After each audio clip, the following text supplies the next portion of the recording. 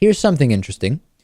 Domino's, McDonald's, and Wendy's food have a chemical from Silly Putty. Anthony sent me this story from Collective Evolution. We've heard about pink slime on this program. We've heard about mechanically separated chicken. We've talked about tuna scrape. We've talked about meat glue. What else have we spoken about, Lewis? Let's see. Beaver butt glands. That's right. Castoreum. Yep, Yeah. castoreum, which is a beaver anal gland that's in food, and there's got to be others too. I'm sure there are others. Yeah, there have been so many. So today I'm talking to you about the chemical polymethylsiloxane, which has been stirring up discussion due to its appearance in some fast food menu items. It belongs to a group of compounds commonly referred to as silicones.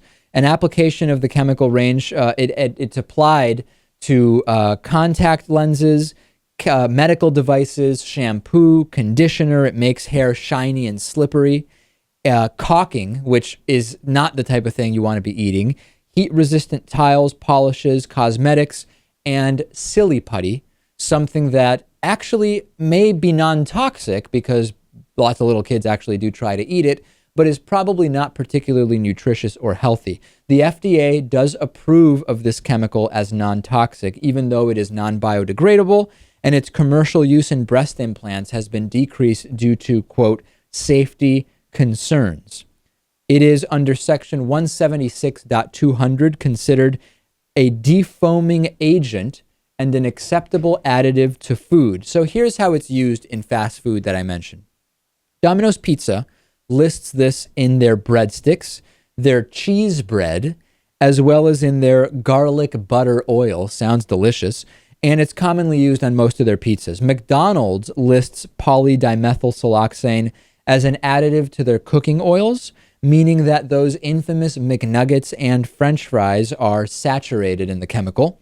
Wendy's uses it in their cooking oils. The FDA says that it is generally recognized as safe in food. That term generally is kind of like the term natural. It can mean a lot, it can mean a little, and it can mean nothing at all. There's a lot of vague terminology when it comes to FDA rulings on things. They've mastered it. One of the things that a couple of people who commented on this story told me is they're concerned that polydimethylsiloxane degrades to formaldehyde under high temperatures, and if it's in cooking oil, that you could be literally eating formaldehyde. Not to defend the use of this product, I think nobody should be eating this stuff. Formaldehyde does actually occur naturally in the body in small amounts, so the fact that it could degrade to formaldehyde alone is not a reason specifically to say we shouldn't be having this. But the fact, I don't really want to be eating something that's in my shampoo or in Silly Putty. That's just my personal preference, regardless of the safety tolerance of formaldehyde in the body.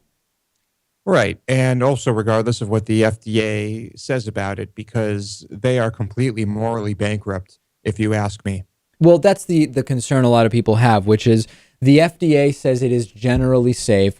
We've seen the FDA allow so much concerning behavior from big pharmaceutical companies, big food, fast food, etc. Do we really trust the FDA? I, at this point, consider the FDA a kind of superficial guide to starting an evaluation of whether something is healthy or not for humans.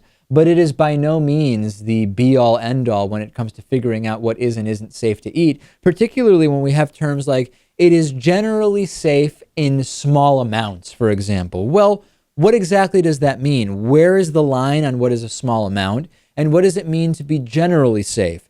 It'll kill you after 50 years, or it'll kill you after 5 years? What does generally safe mean? I just think that we really can't learn that much from the FDA at this point, but hopefully when you see the FDA comment on something, you go and do your own research. I don't know. I mean, it's tough.